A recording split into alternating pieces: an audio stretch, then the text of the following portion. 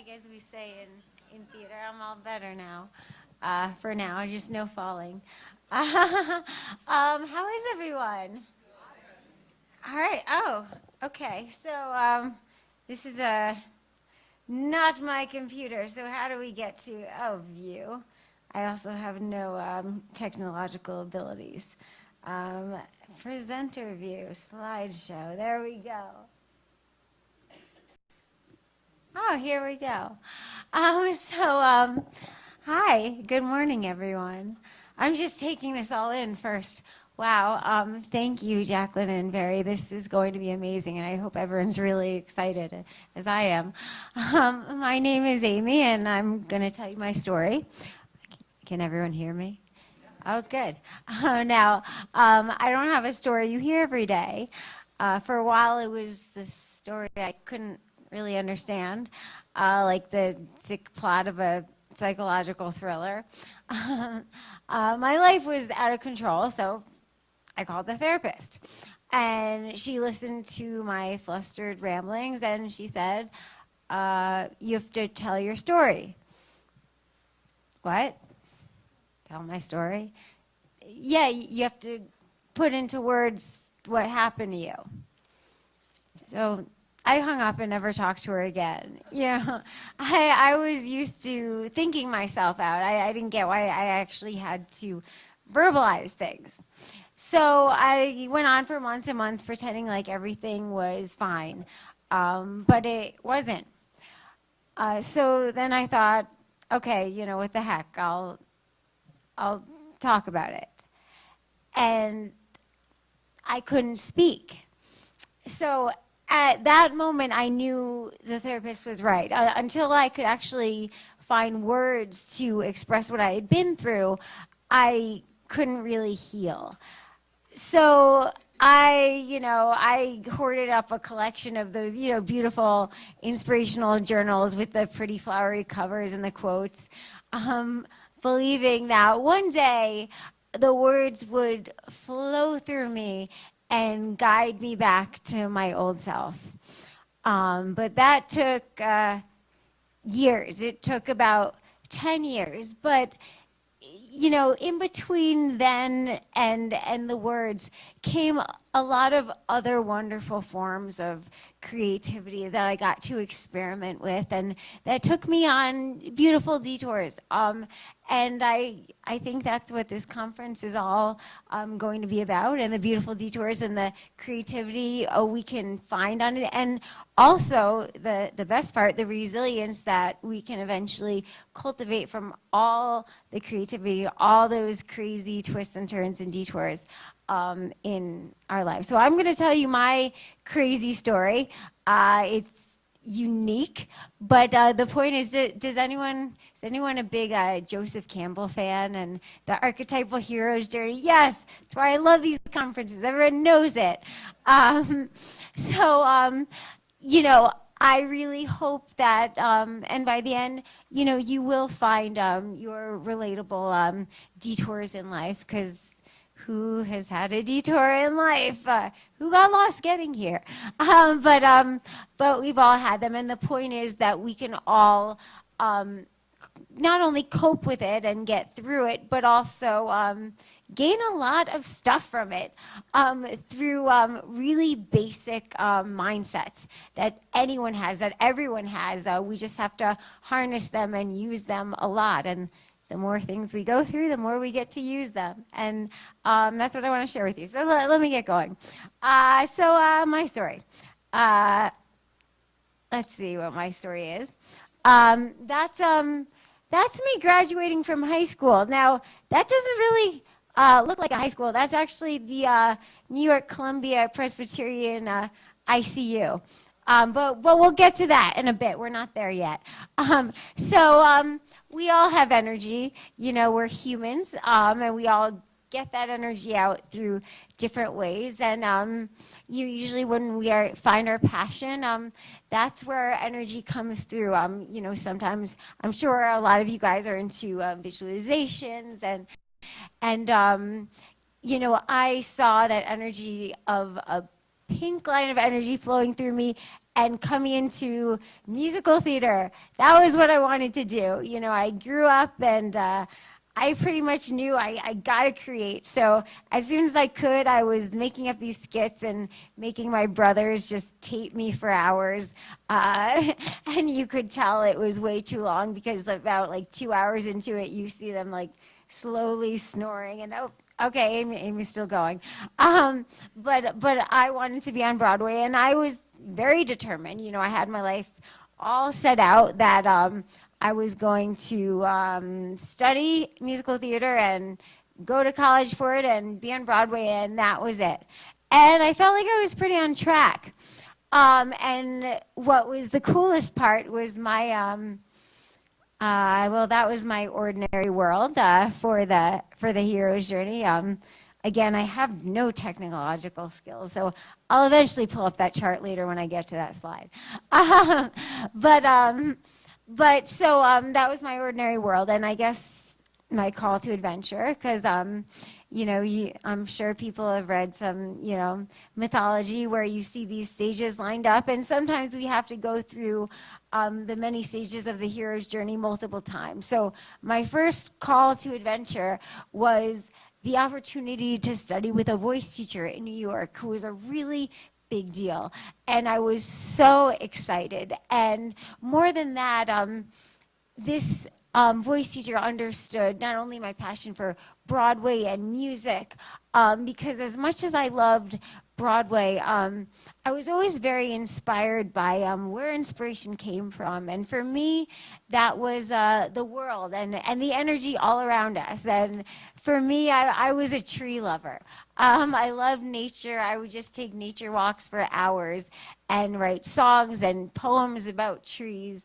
And I always had those two sides of me. And so my voice teacher understood that and became a real mentor to me at the age of 15.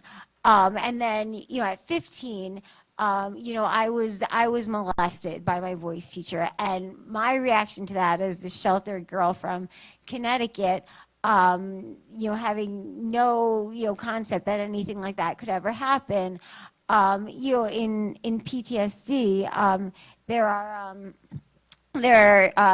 3 responses, you know, the flight, fright, or freeze. And I froze. You know, I became completely numb. And that energy that I felt that was always freely expressed through me, through nature walks and singing on stage, and just a real passion for life, just became immobilized. And I thought there was something wrong with me.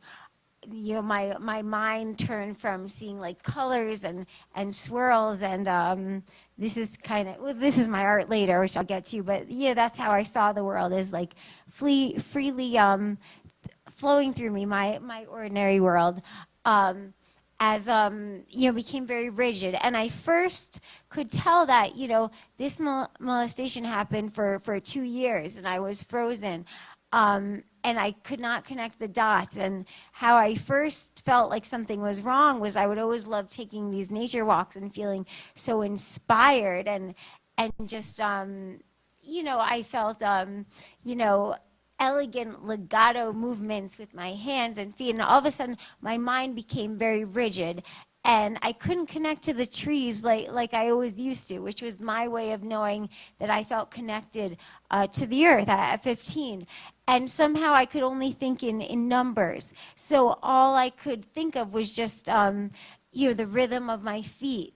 You know, and my mantra went from, as a kid, it was always like, breathe in poetry, breathe in experience, breathe out poetry.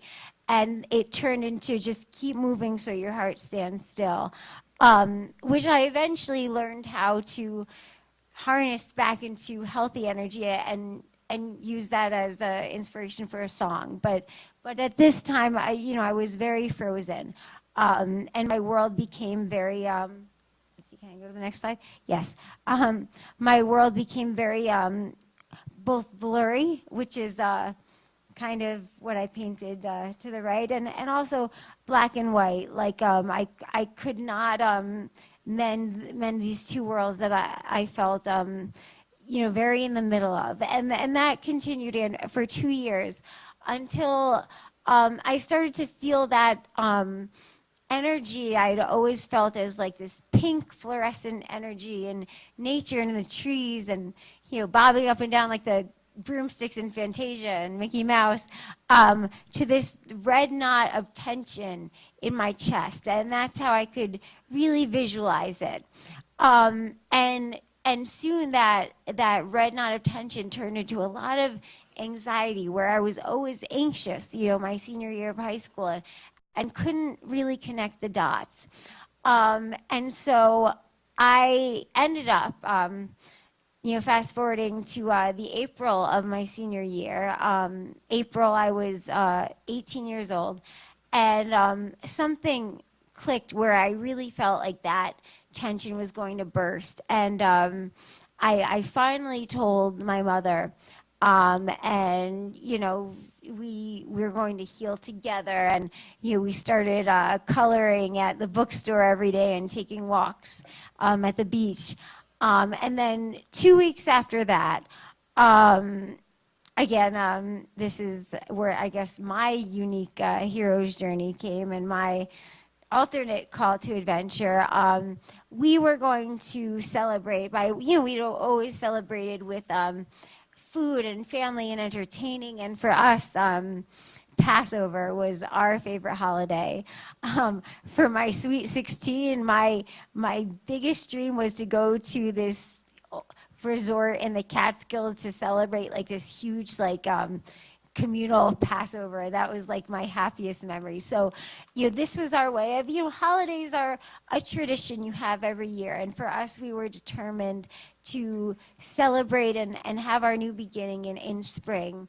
And we did, and we all felt like this was my return to back to the ordinary world, that things were going to be normal. But that red knot of tension didn't go away.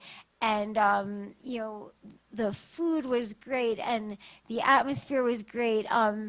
But that red knot that I could feel in my chest, started manifesting in this just stomach pain that just wouldn't go away. And so I just thought it was a stomach ache. But it lasted the next day and the next day until, my father, thought, who's also a doctor, let's just take her to the emergency room for an x-ray. And my mother, who is very, organic and very natural and all that, said she can't have any x-rays, no radiation. And he said, Marilyn, she's getting an x-ray. And it's a good thing I had an x-ray, because I just remember being in a lot of pain. And, I don't really remember much, except screaming at everyone that I was in pain.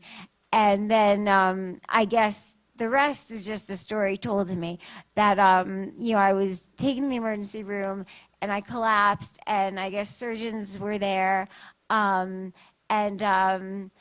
I guess they cut into me, and there was so much pressure. I developed a blood clot, which was later theorized maybe to be a stress ulcer or something like that. No one's still exactly sure. But my dad's here, and he can also give anyone the medical details. I'm just the artist. I just talk about it. But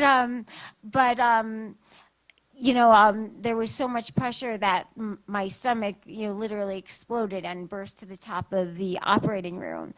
And so I was in a coma for many months, and this was April 25th, 2005. And I'd never really been sick before, so fast forwarding a lot, when my family went through the difficult part of, staying in the ICU with me for many months. And when I woke up, my coma had happened right after I had gotten all my acceptance letters from the colleges that I had applied to, and that was my set out hero's journey. So I wanted to know, why am I not, going back to high school? Where am I? I was very confused by, nurses and doctors all around telling me how much better I look, and it was like waking up in the twilight zone at age 18, in a new body and new circumstances, and my first memories are being very sedated and foggy, and trying to take bites of my brothers because I thought they were big like apples.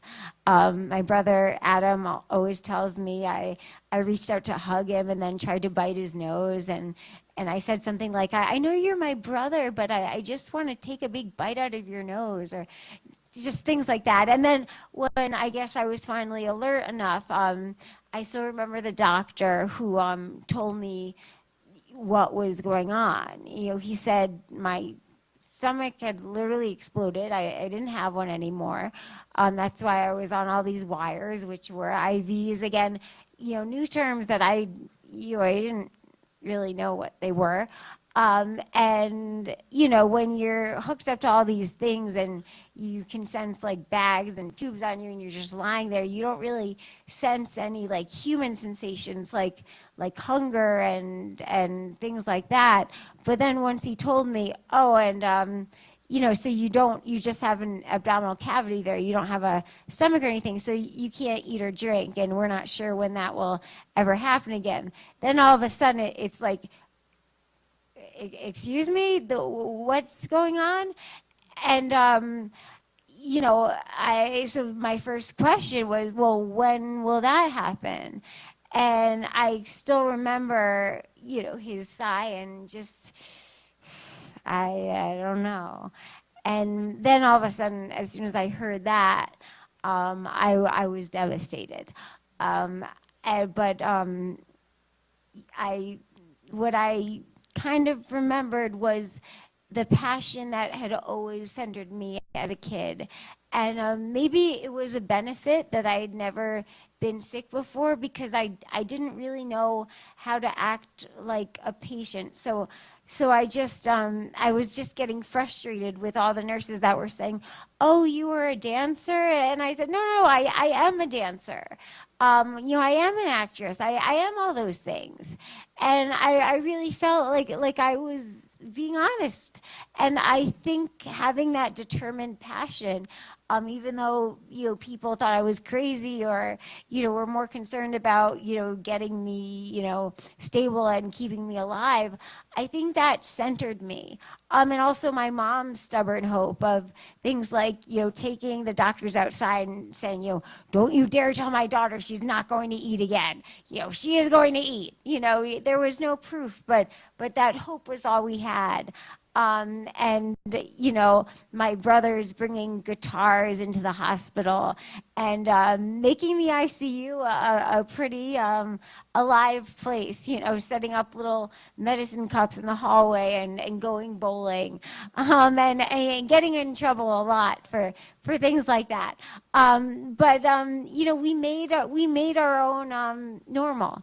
And I think, some could call it denial, but I went from being one of the sickest kids in the ICU to the one that they could never find, because my dad was always taking me for walks. One day we snuck out. That's another story. But that's how I eventually ended up. Oh, pretend I went back to that slide where you see me graduating in the ICU. I can't get there. But I ended up having my high school graduation there. And I was discharged, and let me keep track of the time. There's a lot to this hero's journey, so that was kind of my triumphant hero's return to the normal world, and I thought that was my heroic ending. So it's one thing being in the hospital and kind of being secure and making this safe world and accepting it. But then when I was discharged, I expected finally leaving, I'd be back to my ordinary world.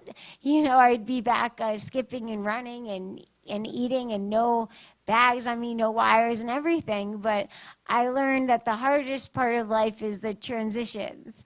And I'm sure, as many of you know, to really make a real present transition from one stage to another in life and to move on, we actually have to be there. So we have to be through all the minute to minute hard changes, and we have to make that transition happen.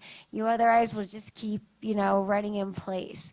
And so I think the most devastating thing to me was finally being discharged from the hospital and seeing that, I wasn't walking back into this old life, that I was walking back kind of like I just was in the hospital. So basically I was discharged from the hospital because now I was stable. I wasn't in crisis mode, and they were sure I wasn't going to die, but no one knew when I'd be able to eat or drink again.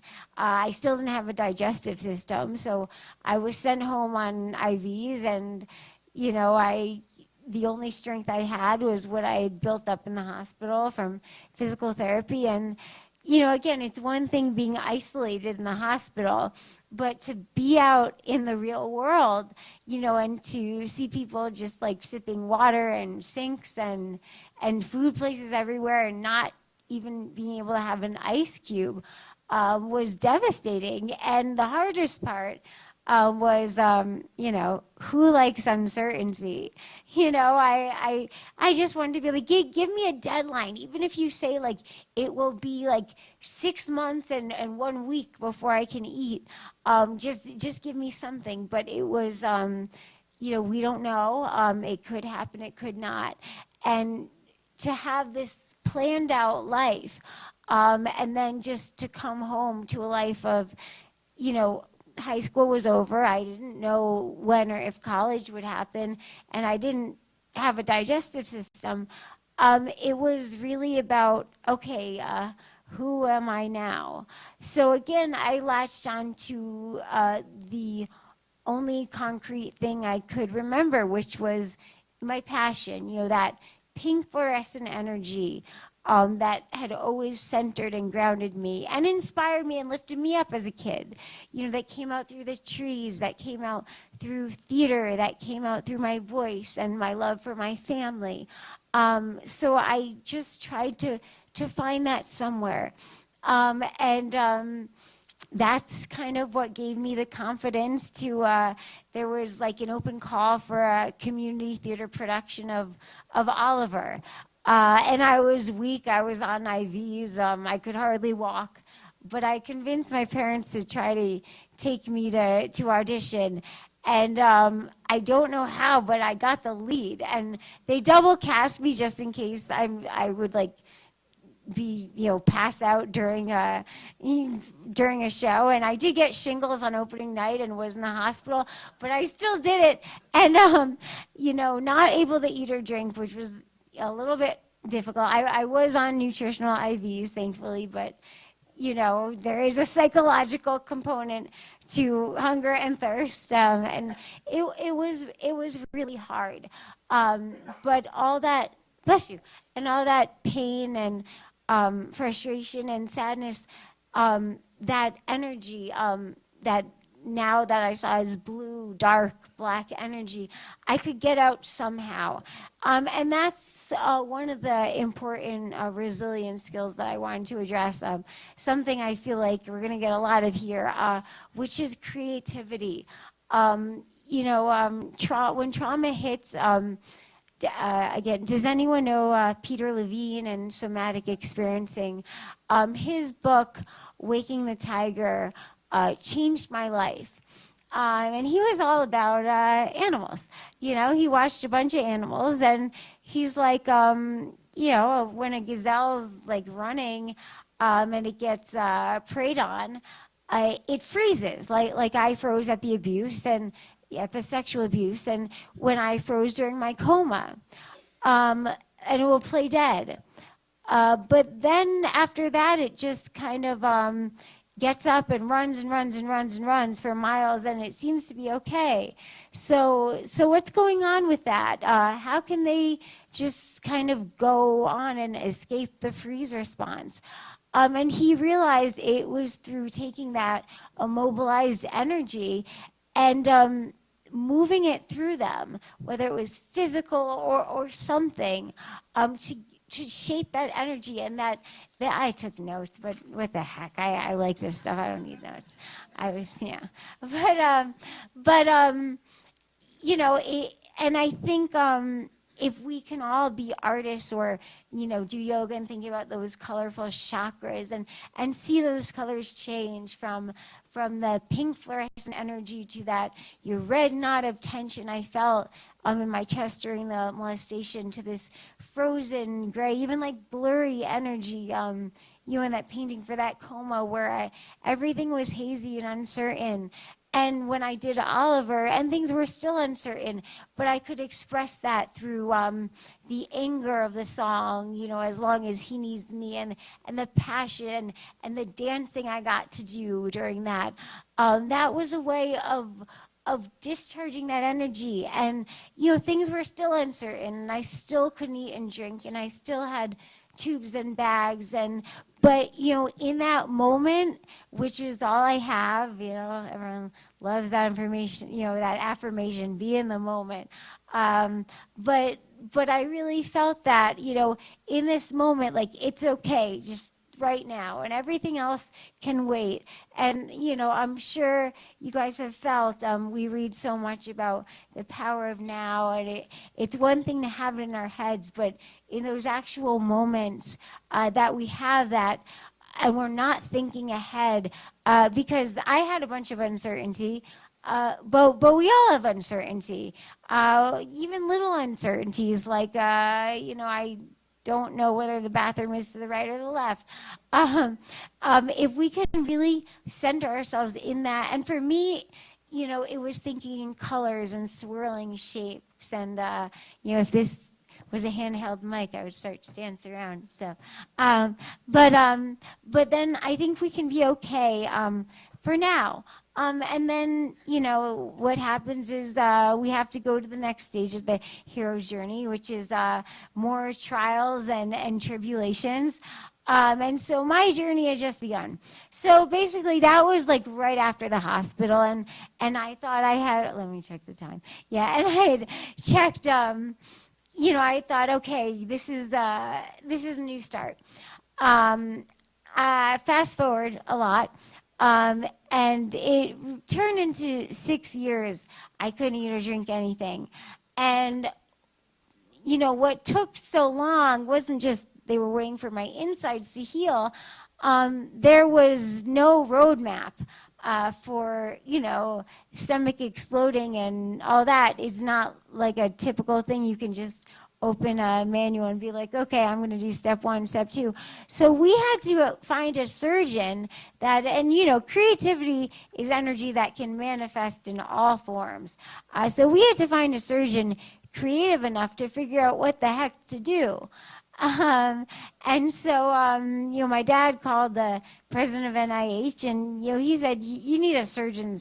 You need a surgeon that takes all the cases that, people are like, I'm not going to take that.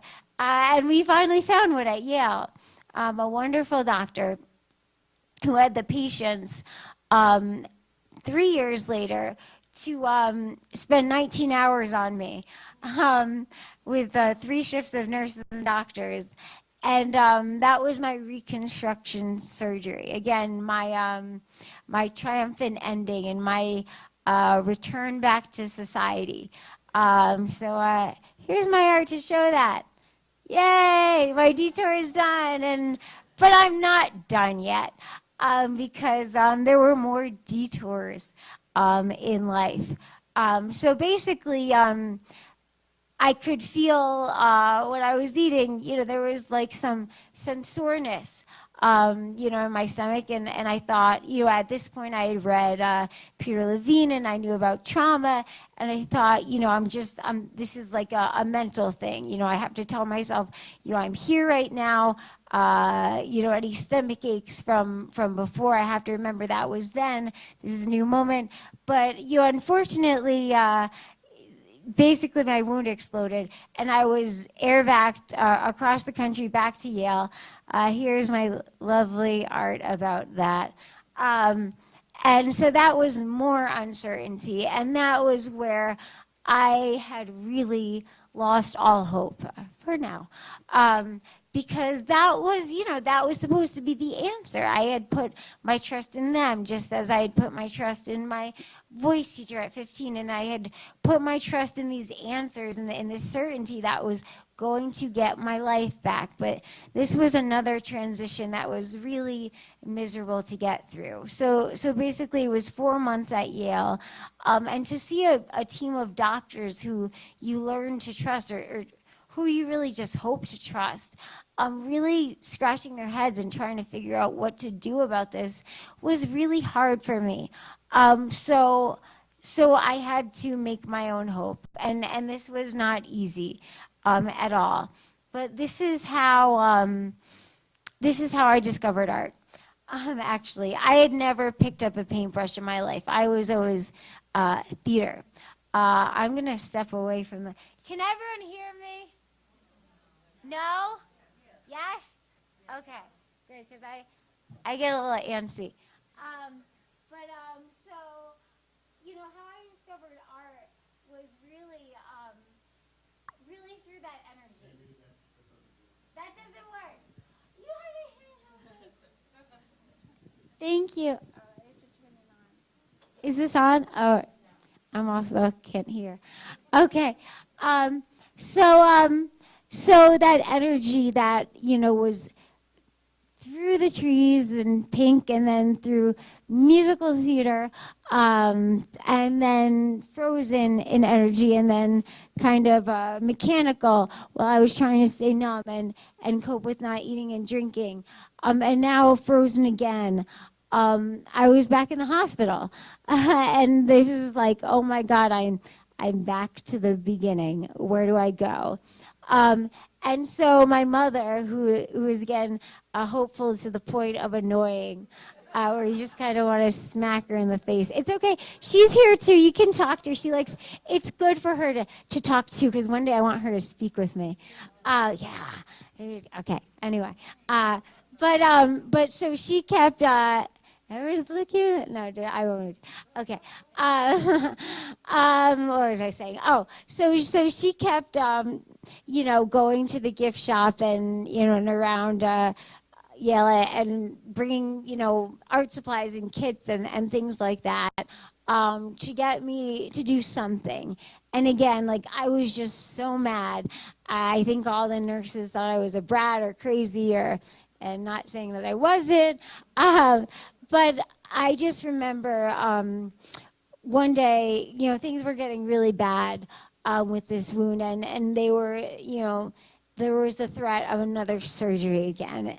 And I remember, how I got through was, I was very good at this point at knowing how to be numb. I trained myself in that kind of circular fashion for many years at this point. And I'm sure we've had all those times, for difficult things in our lives where we have to kind of create this shield around us. That's to protect ourselves. That's a healthy thing we have to do. We have to stay somewhat numb. But I think we all have those moments where we feel that energy of emotion and tears. And we have this conflict of wanting to express that. And I remember one morning, I couldn't even my numbness couldn't overpower that energy, which had now changed to this blue teardrop that was, again, I could visualize growing bigger and bigger and bigger. So I still remember the first day I picked up a paintbrush. I remember it was like 4:30 in the morning, because in the hospital they have no sense of time. They're just like, let's take your vitals. Good morning. It's like, so I just remember I woke up really early, like 4:30 a.m. before anyone had got up, and I just remember being out of breath and being so frustrated that even my numbness couldn't control this anger and sadness and just frustration I felt, and I just wanted to, run out the door, and I couldn't. So I just remember that coming through the first thing I could hold, which was like a paintbrush. And I had never taken an art class in my life.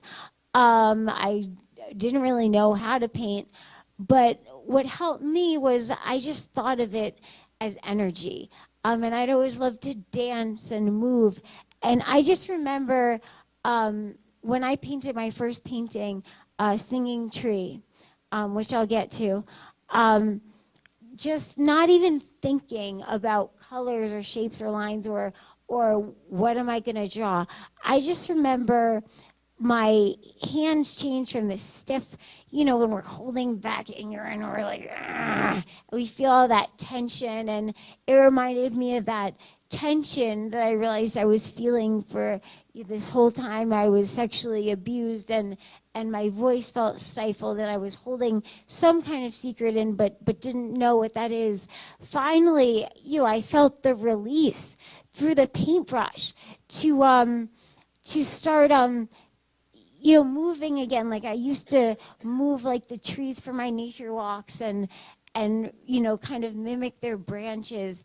And I just remember dipping it in brown paint. And again, I didn't know what I was doing, but I remember it, swaying and moving. And I felt confident in what I was doing. I wasn't judging the painting because honestly, I was in the hospital. I didn't care what the heck I was making a mess all over the place with all my leaking anyway. What was paint gonna do? It was sterile. And then I just remember feeling that anger again. So I dipped my paintbrush in red, which was how I always thought of that anger, and I just painted the whole background red. And then getting that out, it made me feel those tears, and I realized underneath that like brown kind of wavy tree, and underneath that red anger, there was really just tears and grief that were really under it. And so there was felt that my mom got. There was blue felt, and I just remember taking scissors and just thinking, okay, I'm just gonna cut it, and it turned into these blue tears, and I realized those tears I needed to collect and I needed to feel them, and so I ended up just drawing this just wavy blue pond at the bottom. And that was my first painting. And I called it Singing Tree. And for me, I just wanted to cry after. It was such a expression of the anger and frustration and sadness and uncertainty that I felt at that moment. My wound had exploded. There was a looming surgery. And I didn't know, I was, at this point, I was now 21 or 20 or something. I don't know, around there. And I was in the hospital and had no idea when I'd get, you want to know, okay, when is my real life happening again? And so the funny part is, for me, it was such an expression of sadness. But now when I show that painting, which is like, where is that? Oh, I found out how to get from one slide to the next. Oh, you know what? How do I get to the internet? End show? Oh, darn it. I'm an artist. I don't do this stuff. Oh, no, here it is. What it ended up turning into now when I show in galleries and stuff, people are like, that is just the happiest painting ever. And for me, that reminded me of the transformative power of art. That, sorry, I'm pulling this stuff. Let's see, art portfolio.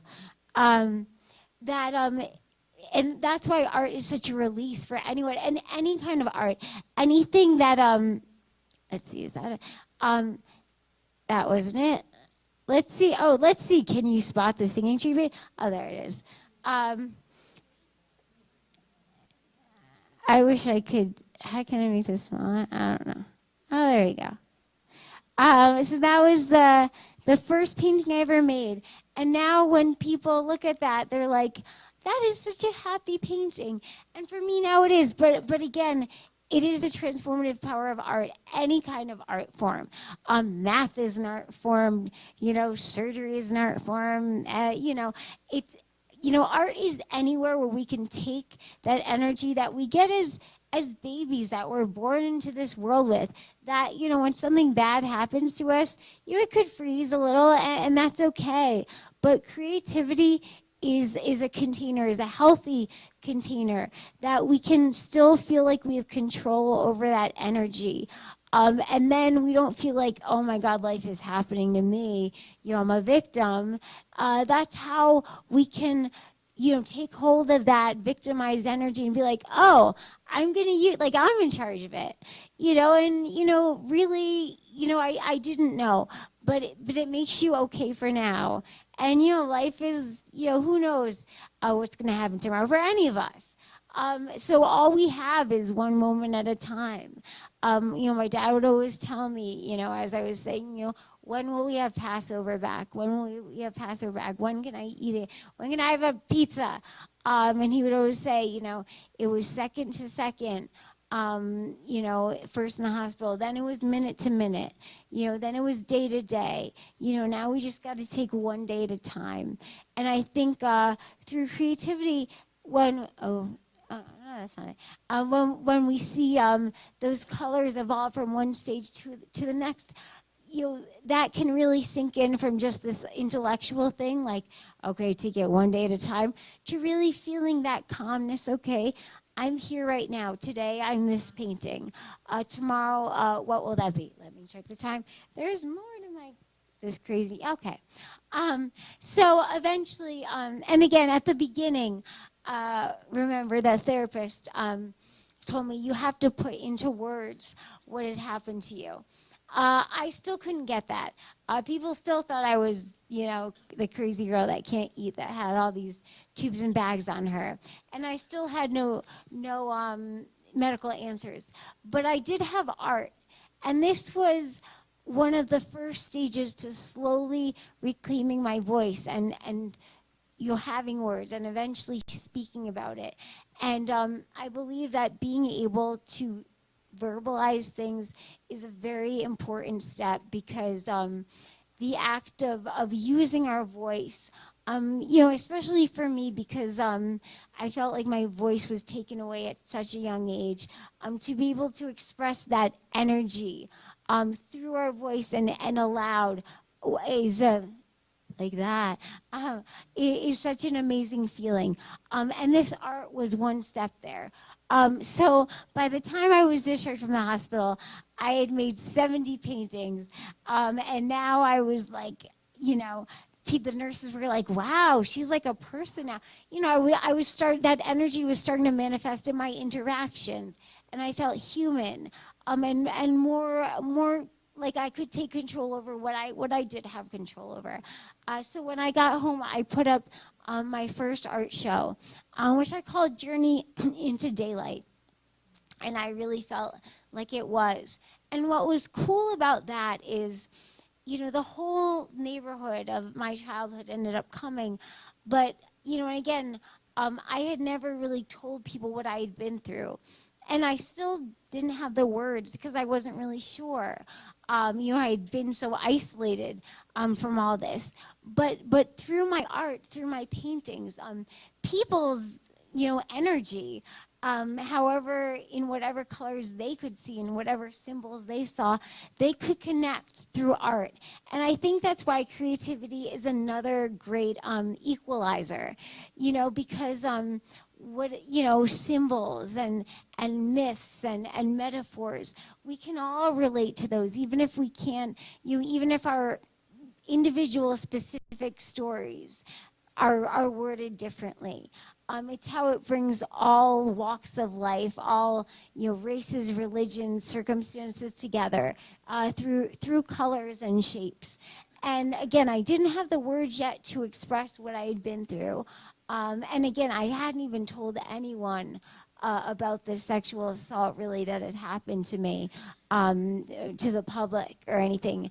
But people could just sense the grief and pain and anger, because and the joy and the gratitude for life, because all humans feel that. And just the fact that other people could feel things that I felt, not had been through the same exact things, but could feel human things like me, made me feel part of the world again, and it made me feel stronger. And that's, I think, why community is such an important building block of resilience. You know, creativity and community, being able to rejoin society. And in that point, it was through colors and shapes, and that was enough for that moment. Fast forwarding really quick, basically I got to transform that energy eventually in 2012 back to that happy red energy I'd always felt as a kid. And I got to do that through finally finding words to express what I had been through, and 16 songs, and write a musical about my life, which I've been touring for 6 years, that I called Gutless and Grateful. And I'm going to show you a 90-second little clip for that. Let's go through past all the commercial stuff. You got to make a living too. 19-year-old Amy Oestreicher's stomach literally exploded. I'm still alive, I'm still here by my will, for I knew I just had to survive. Now there's not a day that my heart doesn't sing. If I'm still alive, I can do anything. Amy was told she cannot eat or drink, not a morsel, for the last 2 years. It was April of my senior year, a week before my prom, and I was in a coma. Mom says I have Broadway on the brain. You'll get comfy in that seat when I strut my stuff. You'll be on your feet. I was born to sing and dance. I heard that when they opened the stomach, it sort of exploded onto the roof of the operating room. It was so much pressure. After 14 operations and 2 years without food or drinks, Amy spent months in a coma. But through her grit and determination, plus the help of doctors at 6 hospitals, she's made it this far. And David's going to help you put together a little cabaret act. Some girls prefer to wash and clean. I'd rather learn a dance routine. I was born to entertain. So anyway, really good. Just give me a hard time about trying out for the next show while I'm still in rehearsals for this one. Thank you, guys. Thank you. But the point is, and let me get back to this PowerPoint thingy. No. View. I know, I'm winding down, I promise. A slideshow. Is that it? Yay. The point is, and let me get to my graphic, which I did not create. Yes. So, for anyone that knows the hero's journey story, you don't go back to the ordinary world. But what you do is, through all these trials and tribulations, you gain something from it where you can transform society and come back, not to the ordinary world, but to a different plane with what you learned from trauma. And I got to be back on stage, and I'm doing the show in DC next week, which will be an interesting detour because it's the first time I've done the show after I broke my leg in November. But fingers crossed. But I never knew that I'd still get to use that energy. I think the key was however we feel that energy, and I don't have time now, but today just do a breathing exercise where I'm sure you'll have it sometime today, or do yoga, where you can visualize that energy as a color, whatever it is right now. And if you can really feel that in whatever shapes and colors and sounds it is, then you always have you. Even if your home changes, even if your identity is stripped away from you, and even if you wake up in a hospital and surgeons are like, oh, okay, you can't eat now and you're not going back to school and all that fun stuff. You still have you, and you're bigger than your circumstances. And then you have the power to create whatever circumstances you want, and you'll be there. And you can make any detour in life the path of your choosing. And my detours still going on. It's 28 surgeries at this point. We're not. Things aren't completely medically fixed. We weren't sure if I'd be going to Santa Fe, but I'm here. And who knows what will happen to any of us tomorrow. But that's a good thing, because right now we have that energy. Let me check the time. Oh my God, I could talk for 50 hours. I'm not going to. But I do, since I said I was going to talk about this, I'm not a liar. So I just don't know how to technical. Okay. I do want to talk about my 4 skills of creativity really fast, but I'll be around. Why am I using 2 mics? I'll use this one. Sorry. I'm a ham. I like the stage. Ow. Oh, I can't put weight totally on it like it. Sorry. Energy. But I do want to talk about the 4 skills. But I was saying before I did what I'm not supposed to do on my leg, I'll be here, this whole time. So if you want to talk to me, I hate talking. Okay, so I did the creativity. My second TED Talk, which you can watch, he talks about these more. My dad's going, wind this up. Oh, stop it, Dad. Every day, stop it, Dad. No, just kidding. But stories, let me address that, because how I discovered the archetypal hero, even Barry. Okay, you know what? I can talk about that later. But there is so much energy that is going to be shared here. So everyone take a really quick but full breath, whatever color that is. And I want to hear that in a sound of how excited you are for this Women of Resilience Conference. Woo! Yay! Thank you, Barry. Thank you, Jacqueline. And thank you. My art's outside. I'm selling posters and cards and stuff like that. All that. And Amy will be with us this afternoon for our discussion group.